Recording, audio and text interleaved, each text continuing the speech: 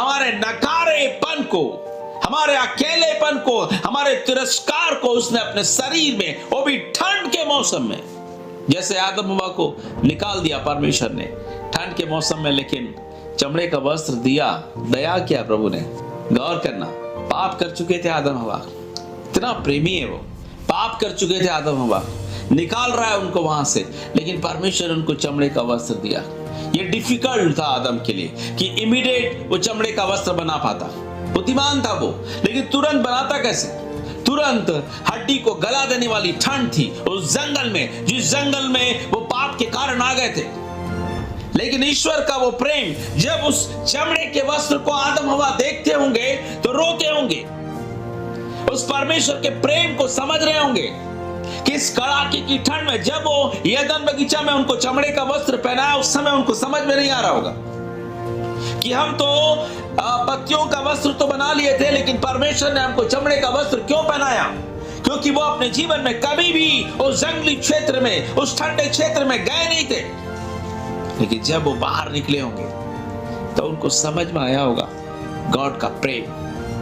प्रभु दंड देगा, प्रभु मार देगा, प्रभु ये कर देगा, लोग प्रचार करते रहते हैं, यस, वो पनिशमेंट देता है, यस, लेकिन याद रखिए बाइबल कहता है हमने जितनों ने उस पर विश्वास किया है, हम परमेश्वर से पैदा हुए हैं।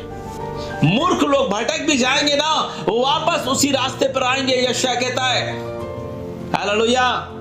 अगर आपने वाकई में यीशु को अपना उद्धारकर्ता के रूप में ग्रहण किया है, अगर आप उस पर ट्रस्ट करना जानते हैं, उस पर भरोसा करना अगर आप जानते हैं, प्रभु आपके जीवन को भटकने देगा नहीं, आपको नाश होने देगा नहीं।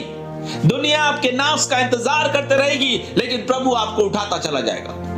ट्रस्ट इन गॉड, भरोसा प्रभु पर रखिए, हर परिस्थितियों में प्रभु पर भरोसा रखिए। मैं बिल्कुल दावे के साथ कहता हूं, आदम हवा उस भरी ठंड में उस वस्त्र को लेकर रोते होंगे। कितना प्रेमी है हमारा परमेश्वर। हमने गुनाह किया, हमने उसकी आज्ञाओं को तोड़ दी, लेकिन उससे हमारी चिंता थी। लेकिन उनको तब समझ में आया होगा जब कड़ाके की ठंड में वो पहुंचे होंगे, माय डियर्स। लेकिन जब उसका वक्त आया इन श्रापों का अंत करने का, जब उसका समय आया इन श्रापों को खत्म कर देने का, वो अकेले था, वो निवस्त्र था, उसके कपड़े उतार दिए गए थे और उसे कोड़े लगाया जा रहा था। और इतना ही नहीं, जब क्रूस पे टांगा गया तो उसके कपड़े उतार दिए गए थे। इसलिए पौलुस दावे के साथ कहता है, जितनों ने बपतिस्मा लिया उन्होंने मसीह को पहन लिया है। आज वो आपके जीवन को अपनी महिमा से भर देना चाहता है। हालेलुया।